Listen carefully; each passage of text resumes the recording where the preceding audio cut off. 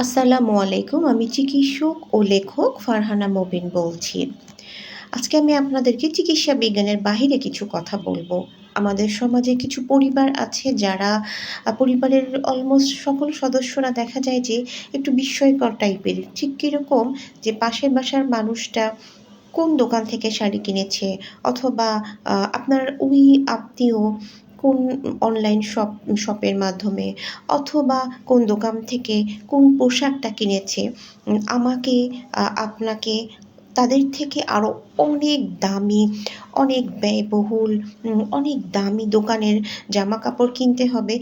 এইরকম চিন্তাভাবনা আমাদের সমাজের অসংখ্য মানুষের মধ্যে কাজ করে।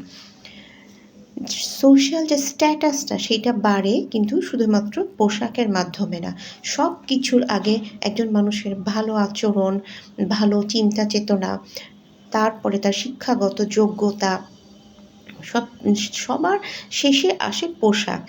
পোশাক অনেক দামি পরলেই সেই মানুষ অনেক দামি মানুষ হয়ে যাবে। আর পোশাক দামি না হলে সেই মানুষটার সোশ্যাল প্রেস্টিজ একেবারেই ডাউন হয়ে যাবে। এই ধারণা কিন্তু সম্পূর্ণ ভুল।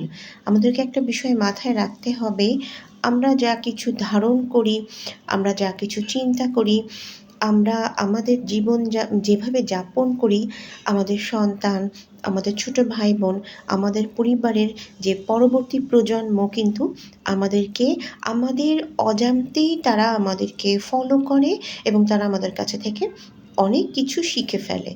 এজন্য আমাদেরকে চেষ্টা করতে হবে আমাদের চিন্তা চেতনা, আচার আচরণ, ব্যবহার এমন হয় যে আমরা একটা সময় এই পৃথিবীতে থাকবো না, কিন্তু আমরা যেন আমাদের সমাজের জন্য একটা আদর্শ মানুষ হিসেবে আজীবন মানুষের মনে বেঁচে থাকতে পারি। রমজান মাস, আমাদের এই রমজান মাসে চেষ্টা করতে হবে যে আমরা যেন নিজের মনকে নিয়ন্ত্রণ করতে পারি এবং পরিবারের ছোট বড় সকল সদস্যদের মাঝে এই প্রবণতা থাকা উচিত যে আমরা কিভাবে অসহায় দুস্থ মানুষগুলাকে সহযোগিতা করতে পারবো। দরিদ্র যে মানুষগুলা, আমরা আমাদের সাধ্যমতো কিভাবে তাদের পাশে দাঁড়াতে পারবো সেই চেষ্টা করতে হবে এবং পরিবারের ছোটদেরকে বোঝাতে হবে, শিশু, কিশোর, কিশোরীদেরকে বোঝাতে হবে যে শুধুমাত্র দামি পোশাক, দামি খাবারই কিন্তু সোশ্যাল প্রেস্টিজ না। সবার আগে নিজেকে ভালো মানুষ হিসেবে গড়ে তোলার চেষ্টা করতে হবে। ভালোভাবে লেখাপড়া করতে হবে। চিন্তা চেতনা, আচার ব্যবহার ভালো হতে হবে। পাশের বাসার একজন মানুষের অনেক দামি ব্র্যান্ডের পোশাক থাকতে পারে। উনার গাড়ি, উনার মোবাইল ফোন অনেক দামি ব্র্যান্ডের হতে পারে। ওই মানুষের সাথে প্রতিযোগিতা করে আমাদেরকে প্রতিযোগিতায় টিকে থাকবার জন্য, তাদেরকে ডাউন করবার জন্য তাদের চেয়ে অনেক দামি ব্র্যান্ডের জিনিসপত্র আমাদের থাকতে হবে। তাহলেই আমাদের সম্মান সোসাইটিতে অনেক বড় পর্যায়ে যেয়ে পৌঁছাবে। এই ধারণা কিন্তু ভুল। আমাদের মধ্য থেকে এই ভুল ধারণাগুলা দূর করতে হবে। আমাদেরকে চেষ্টা করতে হবে আমরা যেন আমাদের সন্তানদেরকে ভালো মানুষ হিসেবে গড়তে পারি। এই রমজান মাসে অসহায় মানুষকে যেন আমরা দান করতে পারি এবং অবশ্যই নিজের শখ পূরণের আগে অন্তত বিপদের দিনের জন্য যেন আমাদের কিছু সঞ্চিত থাকে এবং আমরা যেন আমাদের আয় বুঝে ব্যয় করতে পারি, আমাদেরকে সেই চিন্তা করতে হবে। এখন সোশ্যাল মিডিয়ার যুগ, আমরা ইন্টারনেটের কল্যাণে ঘরে বসেই সব ধরনের প্রোডাক্ট, সব ধরনের পণ্য আমরা দেখতে পাচ্ছি।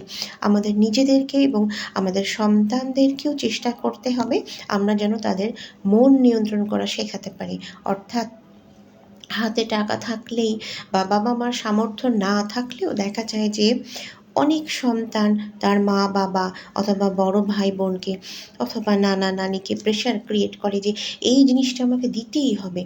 এই জামাটা না হলে আমার চলবে না। এই কসমেটিকটা না হলে আমার চলবে না। হ্যাঁ, এইরকম চিন্তা চেতনা অনেক শিশু কিশোরদের মাঝে দেখা যায়। আমরা যারা মা-বাবা, আমরা যারা অভিভাবক আমাদেরকে তাদেরকে বোঝাতে হবে যে অতিমাত্রায় বিলাসিতা কিন্তু ভালো কিছু নয়।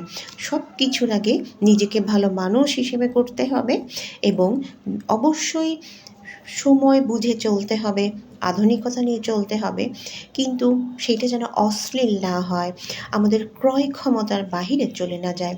আমাদের দেশের সংস্কৃতি এবং ঐতিহ্যের বাহিরে যেন আমরা কিছু না করি। এই বিষয়গুলা আমাদের ছোট ভাই-বোন, আমাদের ছেলে-মেয়েদেরকে আমাদেরকে শেখাতে হবে। সবাই ভালো থাকবেন। পুরো রমজান মাসটা আমরা যেন আমাদের মন নিয়ন্ত্রণ করতে পারি, আমরা যেন ভালো কাজ করতে পারি এবং আমরা যেন আমাদের পরবর্তী প্রজন্মকে ভালো শিক্ষা দিতে পারি। ধন্যবাদ। আসসালামু আলাইকুম।